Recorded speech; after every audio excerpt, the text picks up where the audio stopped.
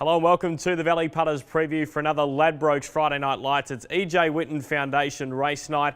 We're racing on a good four with the rail in the true position. And Tommy, stakes racing rolls on at the Valley. We honour a great mare in Typhoon Tracy. Absolutely, Benny. Typhoon Tracy, what a star mare she was. Probably a little underrated in terms of her historical relevance because Black Caviar came so shortly after her, but she was an absolute ripper, just a proven winner. It's great to honour her at the Valley on Friday. These Ladbrokes 55-second challenge heats are gaining great momentum. We're up to heat 14 on Friday night. How did you dissect the field? Benny, I'm pretty keen here on Miss Turak Flyer. It's been freshened up since she absolutely savaged the line in the Magic Millions Country Cup race that she started as favourite in. And I think that's definitely a much tougher assignment than she faces here on Friday night.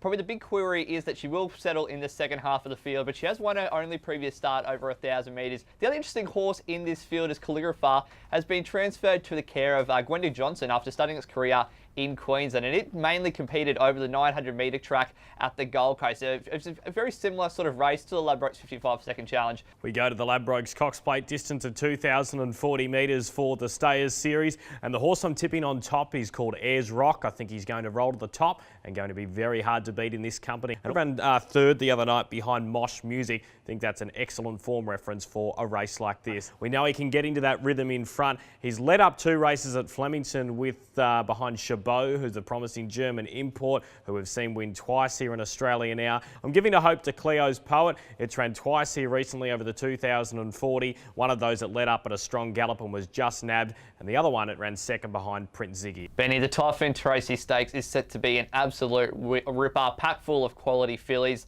The one I do have on top is Crack the Code. I've actually got a very big opinion of this filly. Last start on the Kevin Hayes Stakes, she was far too classy for her rivals. She's now recorded 4 wins from 5 race starts. And the scary thing is, she's still got plenty of upside. Mick Price doesn't think he's gotten to the bottom of her yet. He was very bullish when he spoke to Peter Moody on the mic earlier this week. I think Crack the Code can continue on her winning ways. Then the main danger is Hummer Hummer.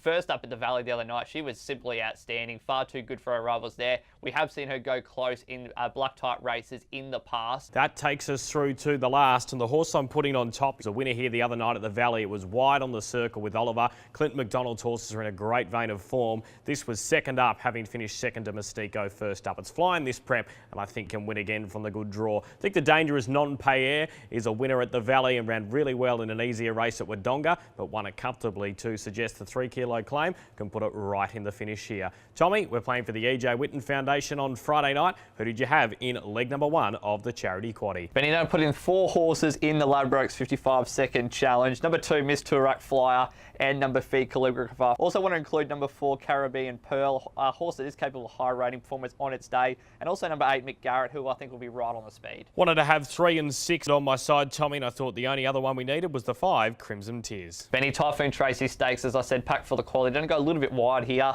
Number 1, Crack the Code, and number 4, Hummer Hummer. Also want to have the classy Belle Roche, number 2 in the quaddie as well, and also number 7, Multijar. Great record at the Valley and a horse that did show plenty of promise as an early 3-year-old. Numbers 5 and 3 for the reasons outlined for the last leg of the quaddie. Also wanted number 1, Sunday Prey, first up, and number 2, Absolute, who's now in the care of Kieran Maher. Good luck, Tommy. Let's hope we can raise some money for the EJ Whitten Foundation here on Friday night. It's going to be a great race night with live music, food trucks on the main lawn.